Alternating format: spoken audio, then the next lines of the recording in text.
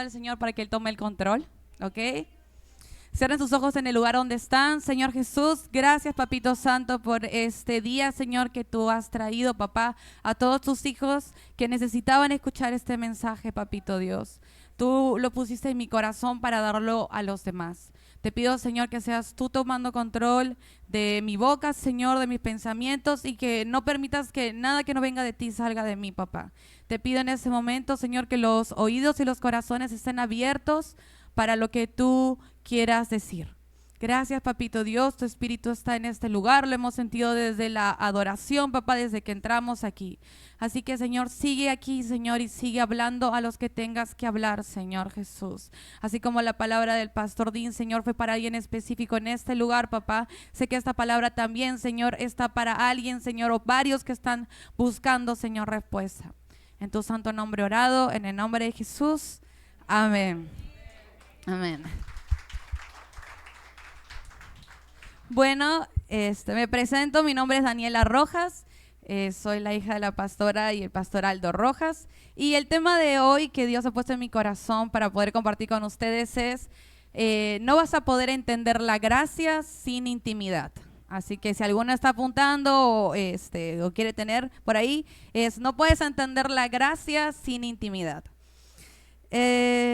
¿No les ha pasado que a veces durante la semana o al inicio de semana o el día jueves, de la nada cometen un error y pecan y dicen, uy, ya pequé esta semana? Bueno, el domingo ya va a ser otro día y voy a tener una distinta semana. ¿No han pensado alguna vez así? Que cuando pegan al inicio de semana ya fue toda esa semana, ya la perdieron y el domingo se vaya a reiniciar. Bueno, yo pensaba así. Es gracioso, pero un poco tonto, pero así pensaba yo. Pensaba que una vez que pecaba a inicio de semana, esa semana ya no valía y que el domingo se iba a reiniciar y iba a tratar con mis fuerzas, seguir la siguiente semana para tratar de agradar a Dios. Y de eso vamos a hablar un poquito. Vamos a ir todos a San Juan 21. Si desean leerlo, los invito a que lo puedan leer. Pero para comenzar, se los voy a resumir un poquito de en qué nos vamos a centrar. San Juan 21, del 4 al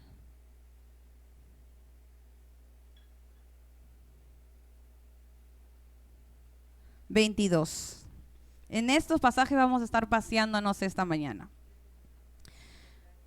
Les voy a resumir un poquito de la situación de esta. ¿Algunos aquí han visto la serie The Chosen?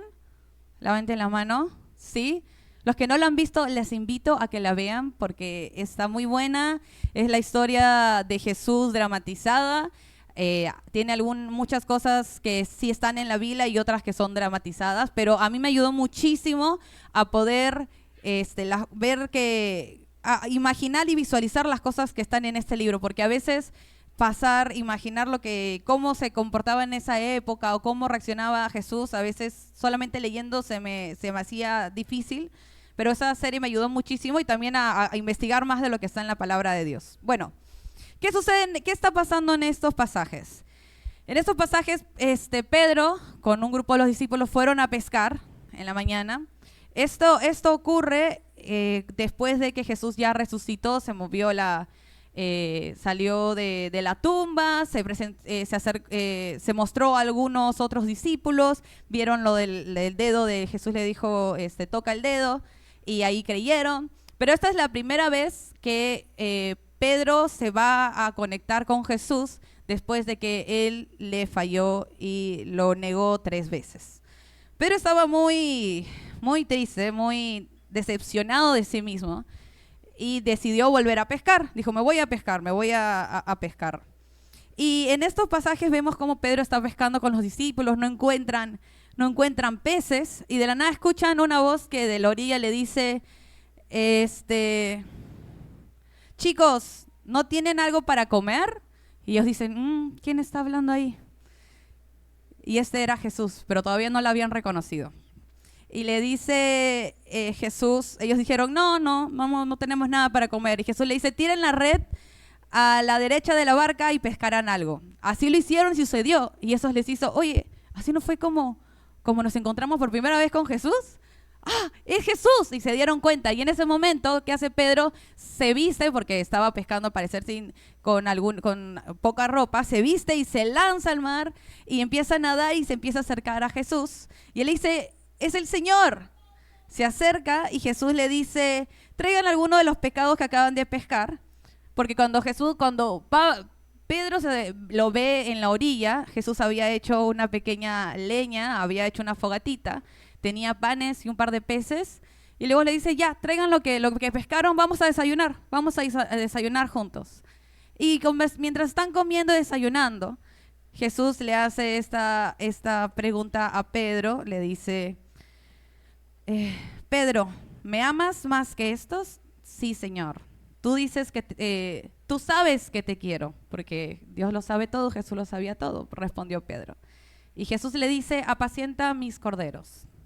Y le vuelve a preguntar Jesús, Simón, hijo de Juan, ¿me amas? Y él responde, sí, Señor, tú sabes que te quiero. Y Jesús le vuelve a decir, cuida mis ovejas. Por tercera vez Jesús le preguntó, Simón, hijo de Juan, ¿me quieres? Preguntó. Y Pedro respondió, Señor, tú lo sabes todo, tú sabes que te quiero. Cuando la tercera vez que le respondió, Pedro estaba un poquito triste porque dice, o sea, me tienes que preguntar 3 veces, o sea, no me creíste la primera. Bueno, sí, Señor, tú sabes que te quiero. Entonces Jesús le vuelve a decir, apacienta a mis ovejas. Para mí este pasaje es muy revelador. Y cuando la primera vez que lo leí intencionalmente, directamente la palabra gracia apareció en mi cabeza. ¿Qué es la gracia?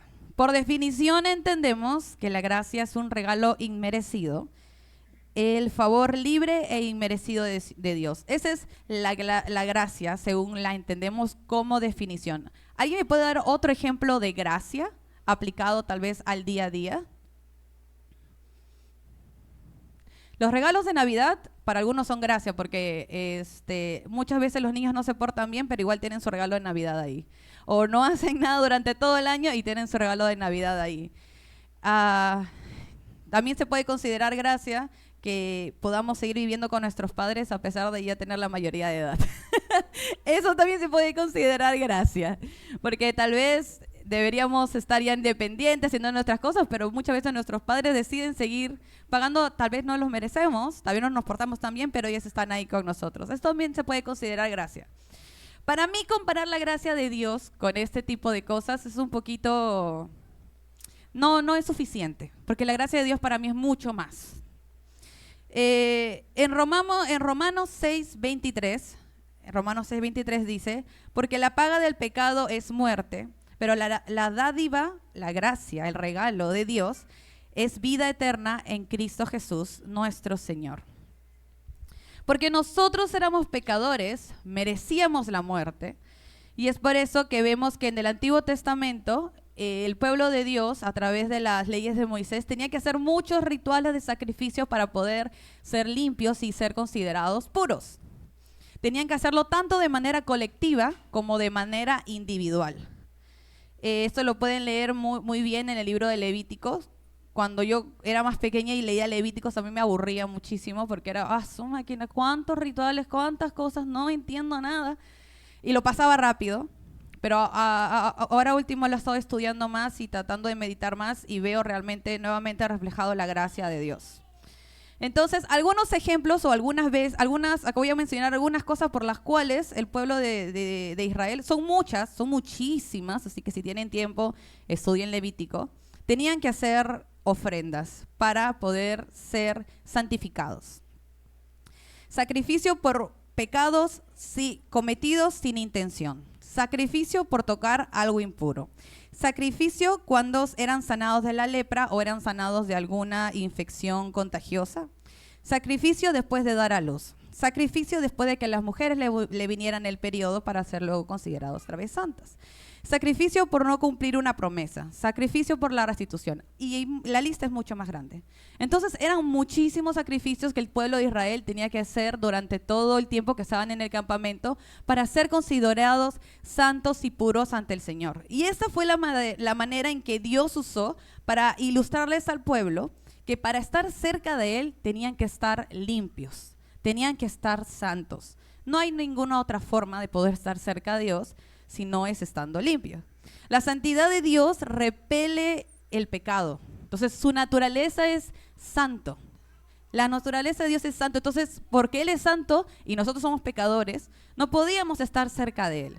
Entonces, el pecado es lo que nos separa de Dios. Como seres humanos, el pecado es inherente a nosotros. Las consecuencias del huerto del Edén nos hacen ver el pecado como algo saludable, algo deseable. Creo que la representación del fruto del huerto del Edén es muy acertada cuando hablamos del pecado. Y estamos acostumbrados a ellos, incluso lo normalizamos, incluso lo racionalizamos, o sea, creamos excusas científicas o sociales para decir que el pecado es correcto. Y esto está muy disperso en la cultura de este mundo. Lo vemos en las películas, lo vemos en la serie, lo vemos en la música, lo vemos en todos lados. Acá le voy a contar algo que me enteré esta semana y me quedé también en shock. Dije, ¿qué? ¿Algunos han escuchado la canción de la gallina Mataraza? Es una canción para niños. Entonces, yo estaba tranquila en mi casa y mi hermana estaba cuidando a unos niños y me contó, Daniela, la vez pasada escuché la canción de la gallina Mataraza y le estaba cantando y él dice, ¿qué estás cantando? Bueno, lo que pasa es que la gallina Mataraza es una gallina que en la canción cuenta que la están buscando porque no está con el pollito, no está con el gallo, que es supuestamente su pareja, sino que la encontraron bailando con otro gallo, el Bartolito. Y la canción va de ¿dónde está la gallina Mataraza? Y yo, ¿qué? Sí, y que luego hay otra canción donde el gallo Bartolito se va a nadar también con la pata. Y que el gallo Bartolito está con la gallina y que está con la pata. Y que el gallo Bartolito también quiere ser pato. Y yo, espérate, ¿qué? Espérate, ¿y eso están escuchando los niños? Sí, y yo, suena gracioso, pero si se dan cuenta, hay un trasfondo bastante dudoso, ¿no? O sea, que la gallina fue tentada por el patito para irse y dejar a los pollitos y su esposo la está buscando. Eso no es algo bueno. Y a veces, como personas, no nos damos cuenta de lo que escuchan nuestros niños o de los que ven o de los valores que se inculcan en nuestra casa. Porque parece gracioso, parece bonito, es una canción graciosa y ja. Pero tenemos que también darnos cuenta que el enemigo y la conciencia de este mundo es esa. Es el pecado, es hacer lo malo, es ver que lo malo es gracioso, es exaltar la riqueza, exaltar el amor como pasión y que el adulterio está bien. Entonces, eso está en nuestra esencia como ser humanos y es consecuencia de lo que pasó en el huerto de Adán y Eva. Entonces, entendiendo eso, sabemos que siempre vamos a pecar. O sea, es imposible luchar contra eso. Entonces, en Levítico 11:45 dice, así que ustedes deben ser santos porque yo soy santo. ¿Quién lo dice? Dios. Entonces, las leyes de Moisés fueron entregadas al pueblo para mantenerse limpios, santos y agradar a Dios, y por lo tanto ser bendecidos. Estas acciones diarias y rutinarias lo mantenían cerca de Dios, y a mi parecer, al menos eso es lo que creía el pueblo de Israel.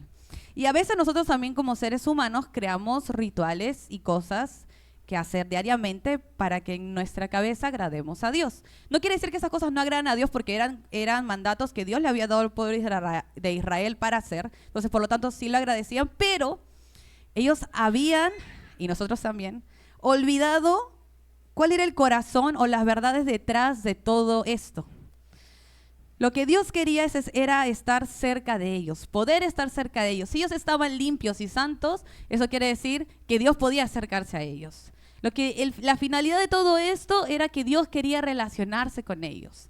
Y muchas veces nosotros también hacemos este tipo de rituales y cosas para agradar a Dios. Sí, yo leo mi Biblia. Sí, yo voy a la iglesia. Sí, yo oro en las mañanas. sí, yo ayudo al prójimo, sí, yo hago esto, yo hago el otro, bla, bla, bla, bla, bla, bla, y ayuda a Dios. Y Dios está contento porque sí, yo diezmo, sí, esto. Y eso pueden convertirse en rituales también para buscar agradar a Dios. No digo que no lo tengamos que dejar de hacer, no, pero se pueden convertir en rituales nada más. Juan el Bautista, cuando Jesús vino al mundo fue para pagar por estos pecados de una vez y para siempre, para poder hacernos santos y poder tener una relación con Jesús. Juan el Bautista, cuando vio a Jesús, le dijo, este es el Cordero de Dios que quita el pecado del mundo.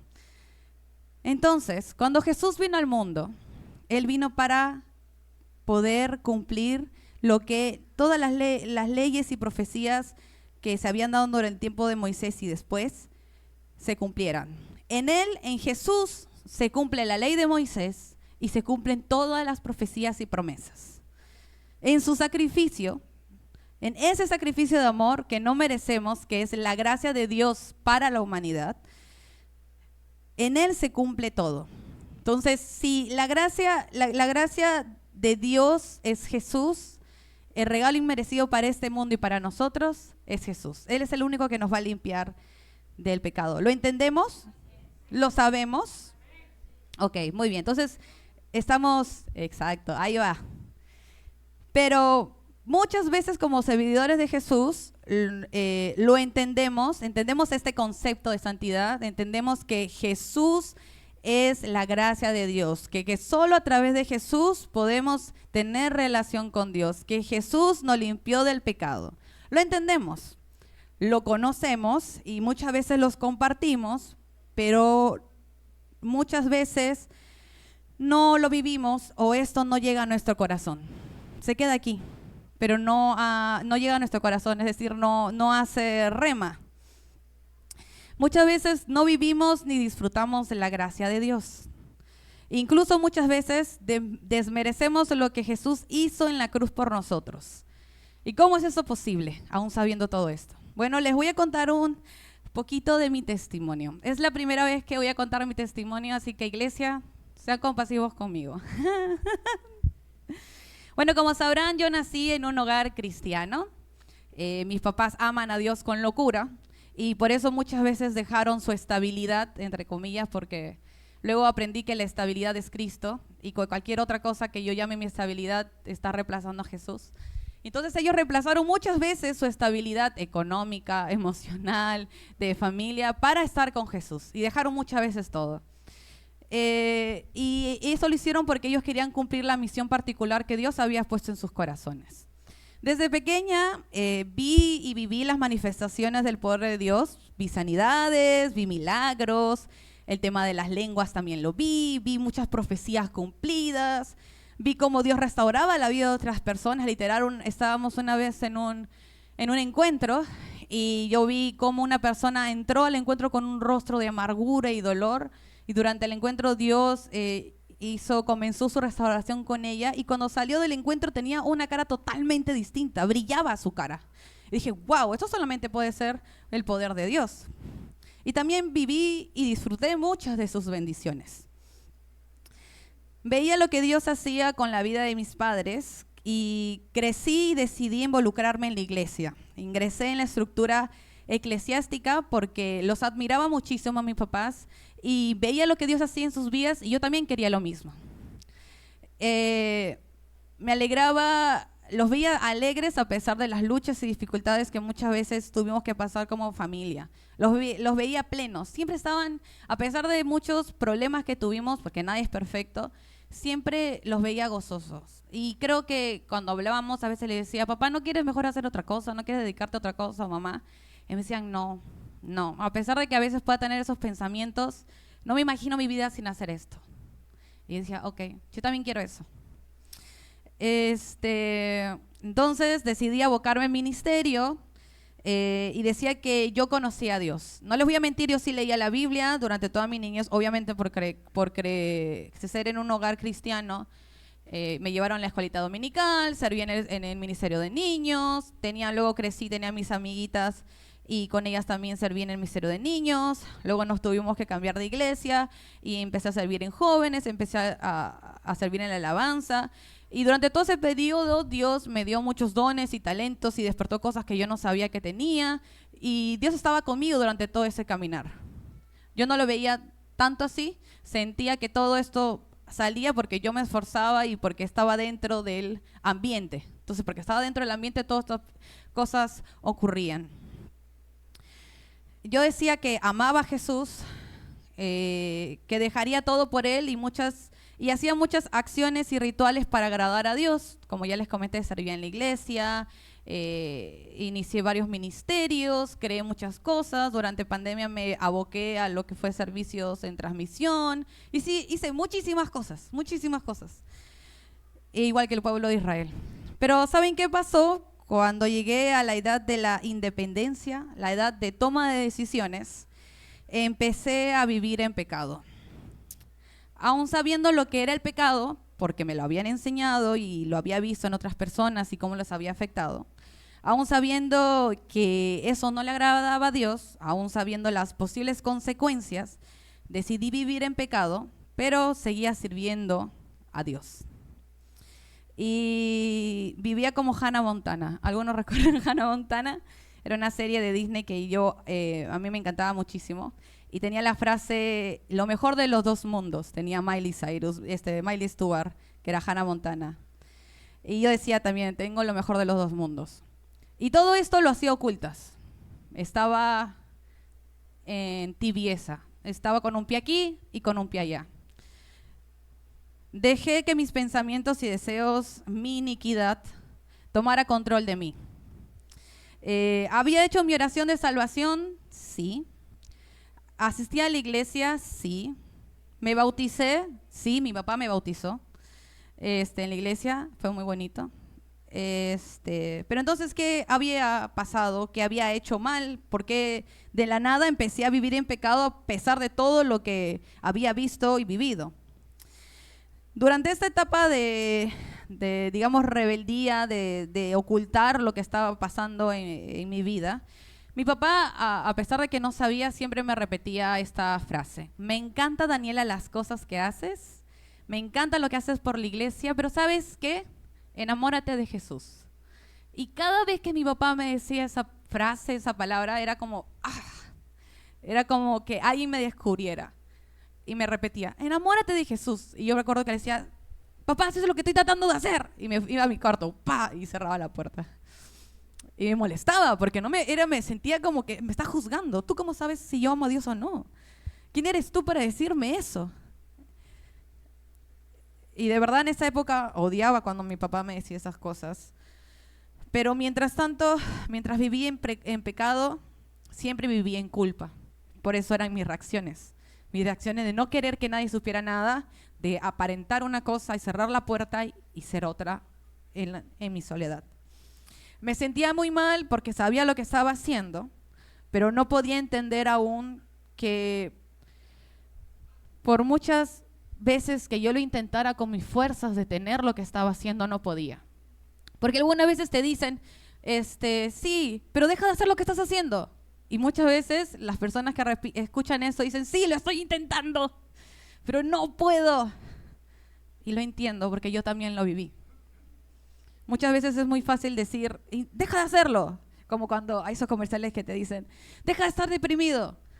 Estoy intentando dejar de estar deprimido, pero no es fácil porque no sé cómo hacerlo. No es tan fácil como que te lo digan así nada más. Entonces, lo hacía, intenté muchas veces dejarlo por mis fuerzas, pero no pude. Entré en depresión y comencé a comer todo el tiempo. Comía por ansiedad, tanto comía que solamente estaba sentada en mi silla del trabajo y era una bolita. Y decía, mamá, soy como los gorditos de Wall-E. Paro sentada en una silla comiendo todo el rato y solo me muevo en mi silla. En esa época también empecé a no poder dormir porque estos pensamientos de disculpas estaban en mi mente todo el tiempo y muchas cosas, y empecé a tener problemas de insomnio. No podía dormir hasta que no fueran las 4 o 5 de la mañana, o muchas veces no dormía. Me empezó a dar ataques de pánico. Tenía constantes pensamientos suicidas porque creía que nunca iba a parar. solamente quería morir. Realmente muchas de estas cosas mi familia no lo vio, no lo experimentó, pero en mi soledad yo pasaba eso. Yo decía, eso nunca va a parar, e intenté muchas veces, así que solamente quiero morir porque ya no puedo con esta culpa que cargo conmigo. Y esos pensamientos eran muy, muy recurrentes. Me paraba de costado de una ventana y decía, salto. Me iba en la combi y decía, ¿y si me atropellan más rápido? ¿Y si como algo? ¿Y si de la nada como tanto que me ahogo? Estaba con eso todo el tiempo. Entonces me di cuenta que el pecado realmente me estaba matando. Y la Biblia dice que la paga del pecado es muerte. Y el pecado realmente te mata. Ya no podía orar, no leía la Biblia, empecé a dejar de servir en la iglesia, dejé de asistir también a la iglesia. Muy pocas personas creo que lo recuerdan, pero que empecé a dejar todos los ministerios, empecé a dejar de servir.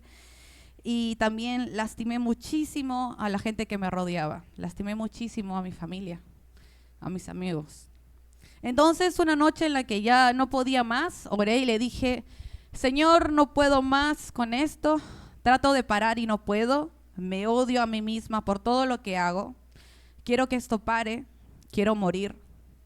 Haz que pare, enciérrame, sálvame de mí misma, no me permitas salir. Porque todo esto pasaba cuando salía de mi casa, ya sea salir a trabajar o en general cuando salía de casa. Y a la semana siguiente comenzó la cuarentena del 2022. 2020. Y para mí esa cuarentena fue una respuesta de Dios, como que, ok, te encierro, ya no sales.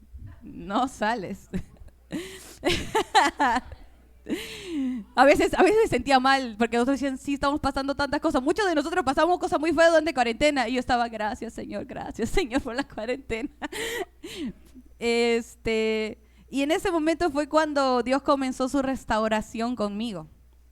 Una restauración lenta al comienzo, porque creo que las restauraciones de Dios son rápidas mientras tú vas soltando más.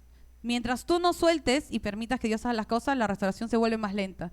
Pero mientras tú te dices, me lanzo, Dios va haciendo las cosas más rápidas. Depende mucho de nosotros, realmente. Pero no fue hasta que decidí viajar a Argentina, lejos de mis padres y lejos de la iglesia, que realmente decidí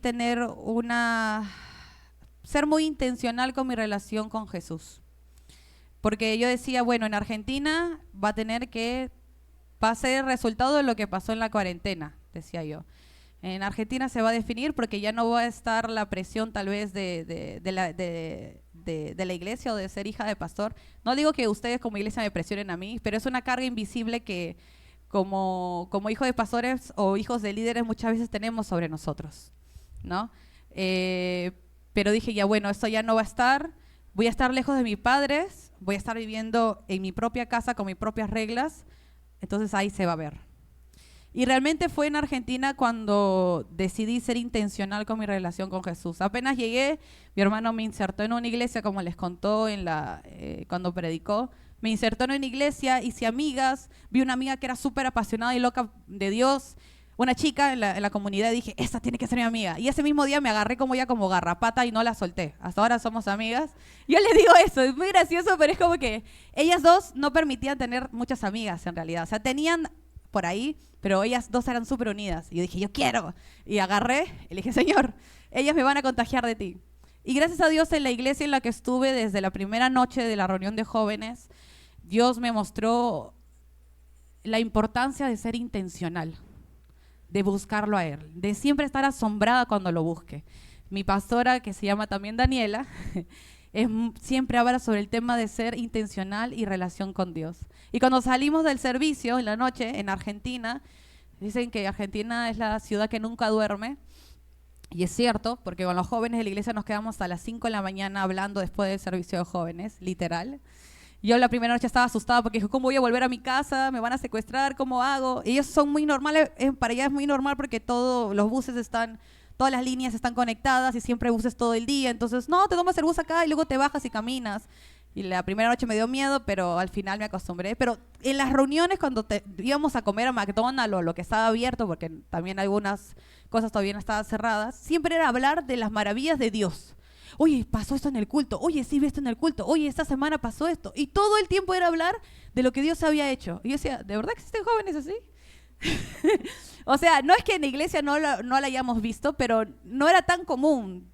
Porque eran jóvenes normales, pero siempre era hablar de Dios, o si no, se empezaban a tener discusiones teológicas. Y yo, ¿por qué?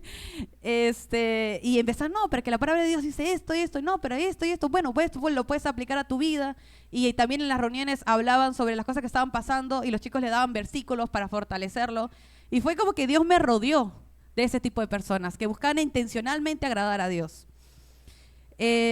Cuando empecé a ser intencional con esa decisión y a que Dios me rodeara de esos amigos y estas amigas que hasta el día de hoy, incluso cuando regrese no vamos a poner al día de todas las cosas, siempre cuando estaba triste venían a la casa, cuando estuve en la etapa de tener que estar orando por mi hermano, ellas estuvieron conmigo, me daban versículos, muy hermosa amistad, la verdad. Decidí comprarme mi primera Biblia. A pesar de estar en la casa del pastor Aldo, y ustedes no sé si han ido, pero tiene un librero entero de Biblias de estudio, de un montón de cosas. Yo nunca los leí. Estaban ahí nomás, empolvándose. No, y mis amigas le contaban, sí, mi papá tiene este libro, este libro, este libro. ¡Ay! ¿Cómo puede ser que tienes esos libros? ¿Lo has estudiado? Yo, no, ¿por qué? Porque Daniela, es la palabra de Dios, te estudias, y todos mis amigos estaban como que siempre estudiando. Y yo, ok, y recién entendí de verdad la importancia. Y me compré mi primera Biblia, que es esta. Vino con tapa delgada y yo la forré. Y dije, mi Biblia la voy a cuidar, por fin, voy a tener mi propia Biblia. Y empecé a marcarla, a pintarla. Y fui muy intencional con eso también. Y estaba muy alegre cuando llegó a mis manos y también compré una para mi hermano porque estábamos también buscando a Dios. Y primero, porque quise ser intencionado con mi relación con Dios, empecé a leer los evangelios. Empecé a leer los evangelios porque quería conocer a Jesús. Dice, yo quiero conocer a Jesús, voy a leer los evangelios. Y por eso estoy predicando Juan. Juan es mi libro favorito de todo el nuevo, de los evangelios, porque siento que es como, veo mucho más humano a Jesús en Juan que en otros libros. Por eso me encanta a mí. Pero luego de leer los evangelios, dije, tengo que si quiero conocer a Jesús bien, tengo que leer toda su historia. Porque la Biblia dice que desde el inicio Él es.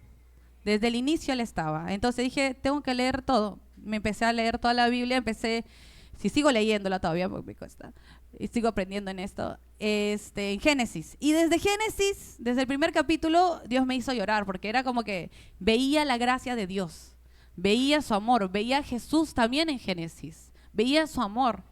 Y Dios empezó a romper todas mis estructuras sobre qué era tener una relación con Él, quién era Él.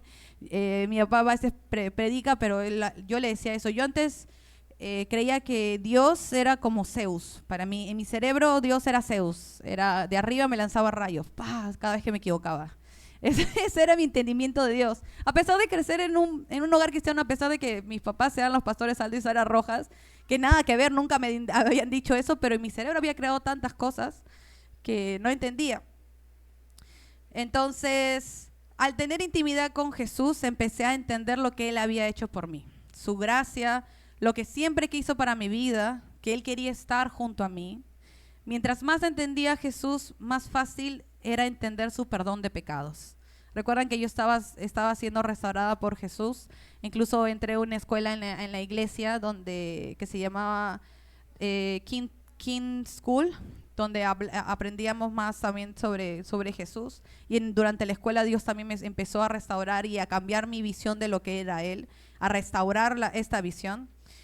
Y entonces fue más fácil perdonarme a mí misma, perdonarme todo lo que había hecho, porque Dios ya me había perdonado. Una vez que yo fui y confesé mis pecados cuando empezó mi restauración, Él ya me había perdonado, Él ya se había olvidado, pero la que no se perdonaba era yo.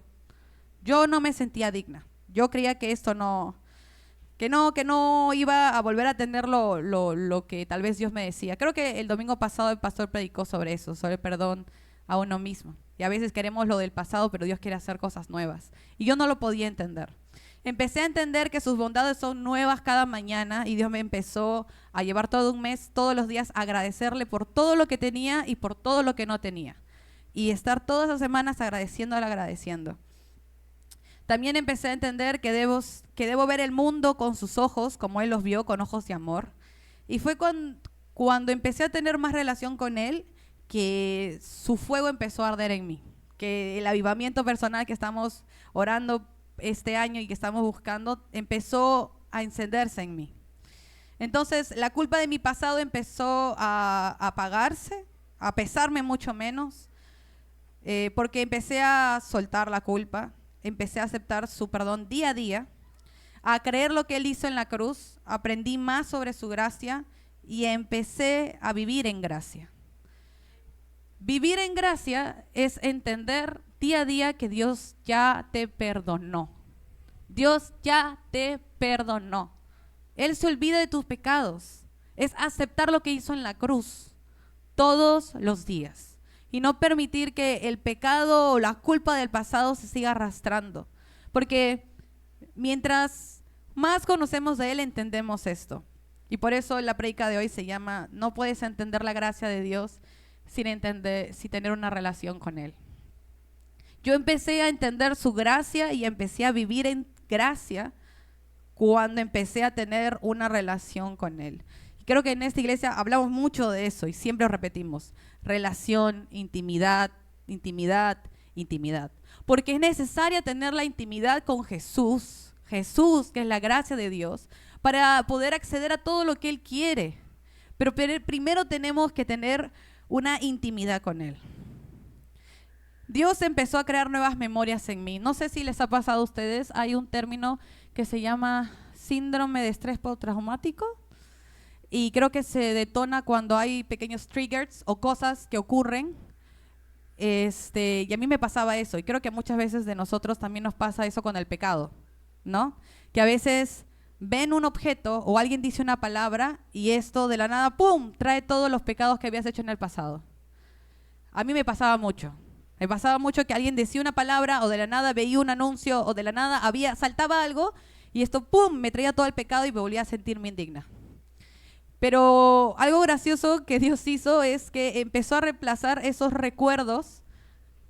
La palabra casa ya no significaba pecado para mí, sino que significaba otra cosa. ¿Por qué? Porque Dios utilizó esa palabra casa para que yo viviera una experiencia y relacionar esa palabra casa con su amor.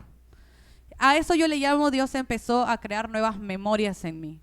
Si para mí algo antes era malo porque me recordaba el pecado, Dios decidió crear una nueva memoria, permitir que pasara algo, que relacionara esa cosa para reemplazarlo con su bondad, con su amor, con su gracia, con algo bueno que me había pasado.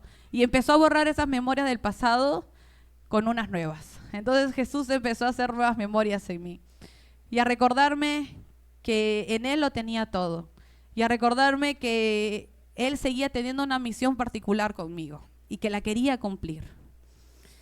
Eso que yo pensé que fue robado y arrebatado y por lo que no me sentía digna, Jesús lo devolvió y lo restauró. Y restauró mi identidad como su sierva amada. Ahora volvamos a la historia de Jesús y Pedro, porque cuando la leí me sentí muy identificada.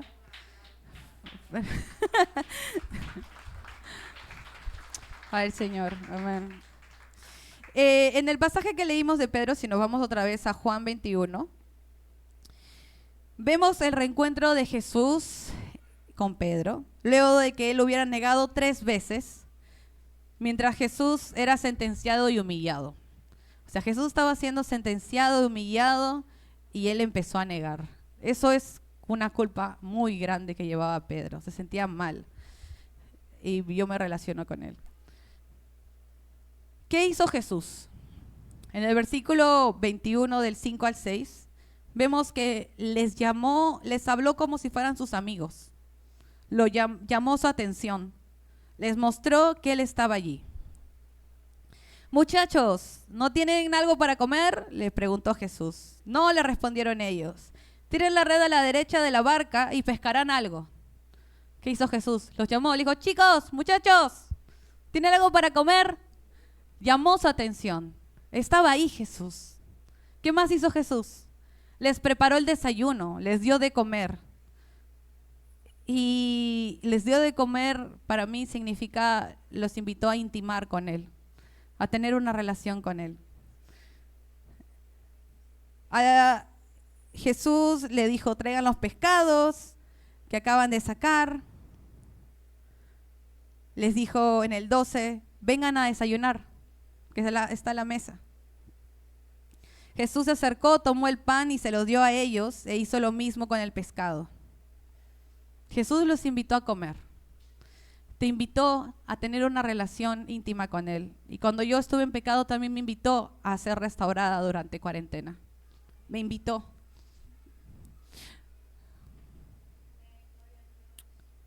Le preguntó a Pedro 3 veces si le amaba.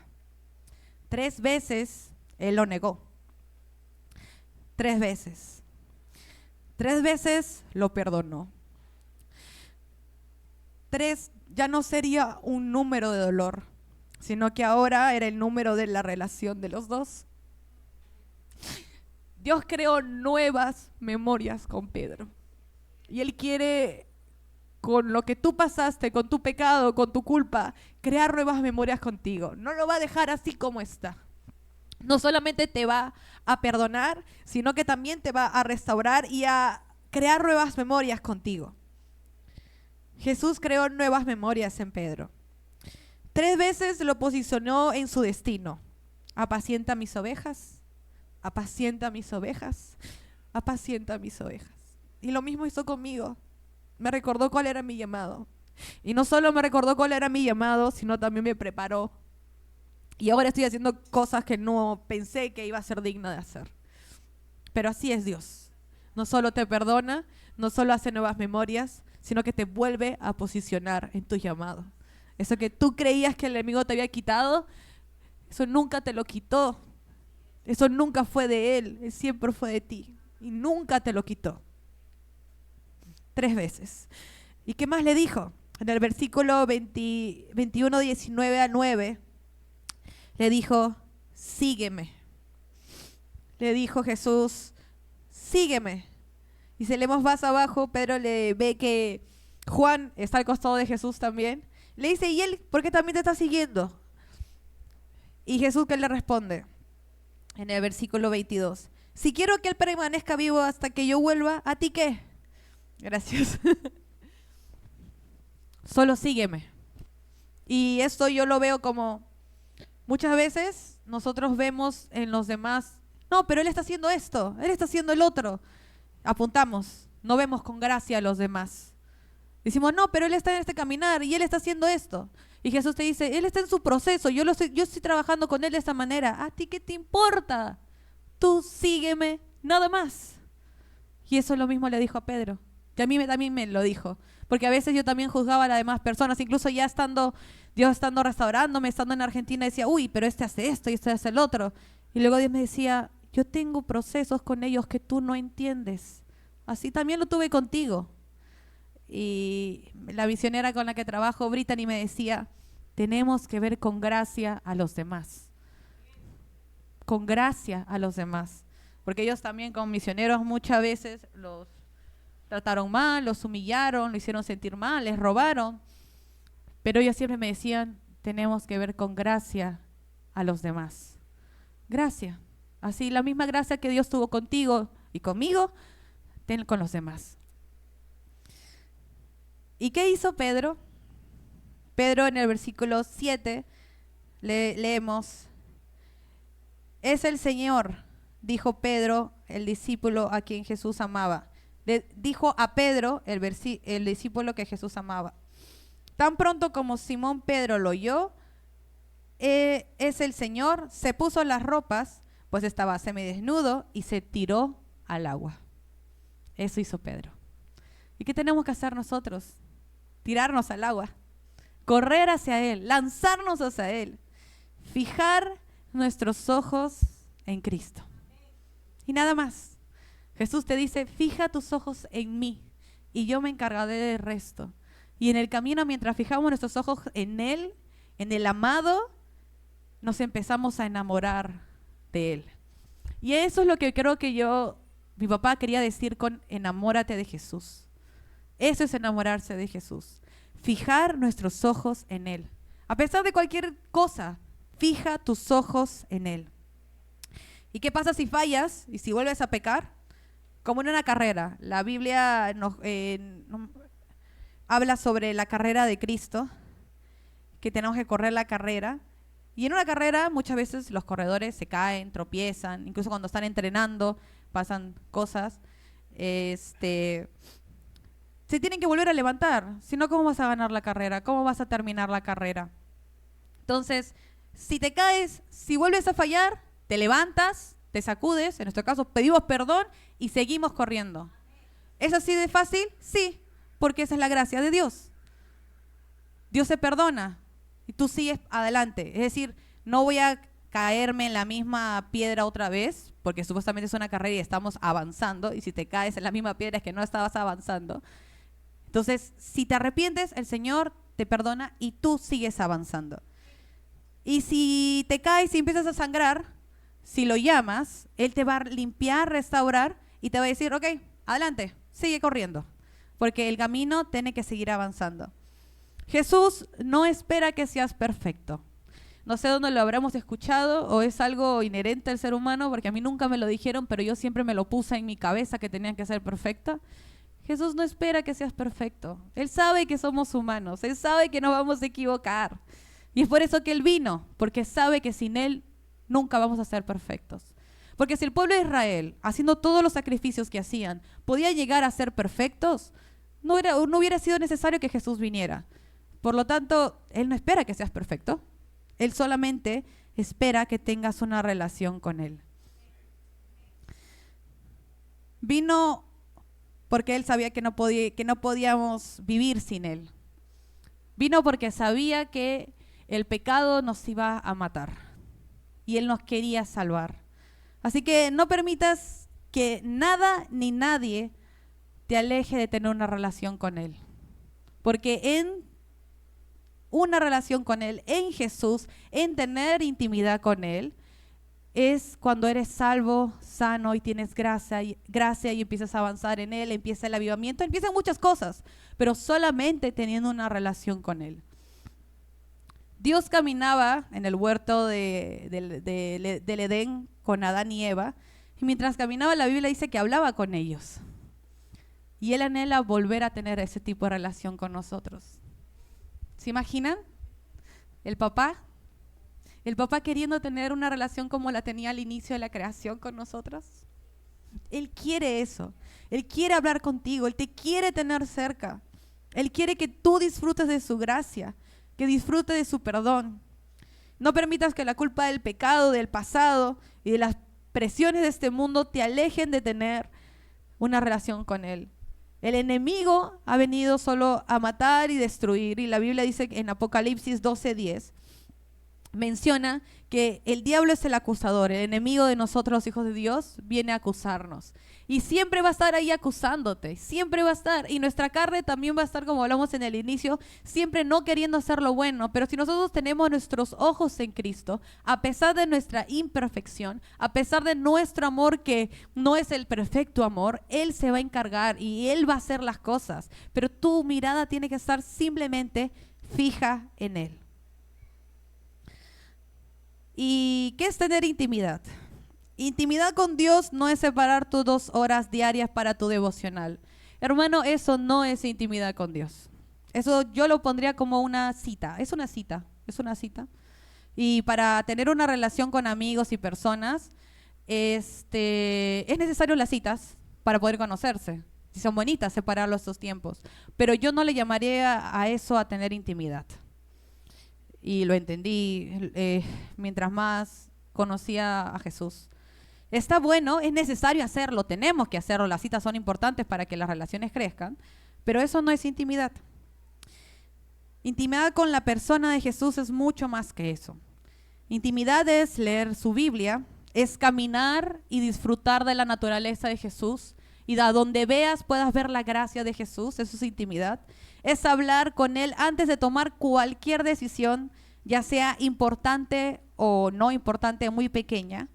Es hacer las cosas que a Él le agradan porque tú quieres verlo sonreír. Eso es tener intimidad. Como cuando tienes a tu hermano, por ejemplo, yo sabía en cuarentena que a mi hermana le encanta la comida y yo tenía la plata, entonces decía, bueno, ¿quieres comer? ¡Sí! Entonces estaba feliz y hacía esas cosas porque quería agradarla. Y también con Dios, hay cosas que tal vez de manera personal Dios te ha hablado que le gusta que hagas, hazlas, porque solamente lo quieres ver sonreír. Es amar a tu prójimo, es cantarle canciones, es orar por otros, es contarles tus secretos a pesar de que Él lo sepa todo. Él lo sabe todo, pero Él igual quiere tener esa relación contigo de que tú le cuentes tus secretos. Es pedirle perdón cada vez que te chispoteas, porque siempre nos vamos a equivocar, siempre nos vamos a chispotear, de la nada estamos hablando, no sé, con tu amigo y de la nada dices algo que no debas decir, dices, Señor, perdóname, estoy débil, gracias Señor, amén. Seguimos. Eso es tener una relación con Dios. Es honrarlo, es alegrarte por sus bondades, es agradecerle por todo lo que tienes y no tienes. Es no dejar de despegar tu mirada de Él. Es caminar en el valle de sombra, es caminar a oscuras, es caminar sobre las aguas como Pedro, porque no dejas de mirar sus ojos. A veces en la incertidumbre de la vida, y eso siempre lo hablamos con mi hermano, a veces no vemos nada bueno, no está ocurriendo nada que nosotros esperemos que ocurra, pero no despegamos nuestra mirada de Jesús. Eso es intimidad. Eso es intimidad con el amado. Entonces, intimidad, hermanos, no la cierren en una caja. Intimidad no es ta. Intimidad es tu vida completa a Dios. Es caminar y hablar con Él. Es escuchar esta música porque me gusta, me recuerda a mi amado, a Jesús, a Dios. Es tantas cosas que pueden hacer por Él. Tantas cosas que Él ha hecho para ti, para agradarte. Esta naturaleza, yo siempre que camino en los parques hermosos que tiene Surco, veo la naturaleza y digo, wow, qué hermoso que es Dios. Que todo esto lo hizo para llamarme atención, porque no puede haber otra cosa que no sea Él. Eso es intimidad, es caminar todos los días, es preguntarle, es analizarle, es cuestionarte, es hablar con Él todo el tiempo. Creo que para mí es crecer en su relación incluso con Él. Algo que veo, cómo puedo comparar la relación con Dios, es como cuando te casas con alguien o tienes una amistad. Las amistades que duran mucho más tiempo son las amistades o matrimonios que han crecido en el tiempo. Entonces, a eso también te animo. No pienses que tu relación con Dios siempre va a ser la misma. Tu relación con Dios tiene que madurar y tiene que crecer y tienes que hacer cosas nuevas con Él. Y el Señor siempre quiere eso, no quiere que siempre hagas lo mismo. Es una persona que quiere que tengas una relación con Él y que siga cambiando en el tiempo. Una vez que tienes intimidad con Dios, puedes vivir y disfrutar de la gracia. Esta será tan sencilla como respirar e incluso será tan fácil de dar a los demás. Las personas verán a Jesús en ti y podrás sentir la gracia de Dios a través de ti.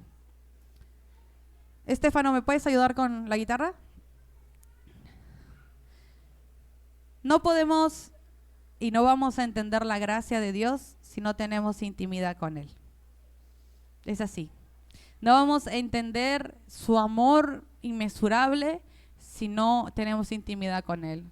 No vamos a poder caminar en gracia en una vida en la que Él quiere hacer muchas cosas contigo y que el pecado y la culpa no te siga jalando para atrás si no tenemos intimidad con Él. Así como con Pedro, Él te va a decir y te va a llamar, ven a desayunar. Te va a decir, ven a desayunar. Jesús tiene la mesa preparada para ti. Él tiene la mesa lista para ti con todos los alimentos hermosos del mundo y te va a decir, ven. Él solo quiere que vengas y luego en el proceso de la comida Él te va a restaurar. Pero Él solamente quiere que vengas. Ven a los brazos del Padre. Ven a tener intimidad con Él. Ven a comer con Él.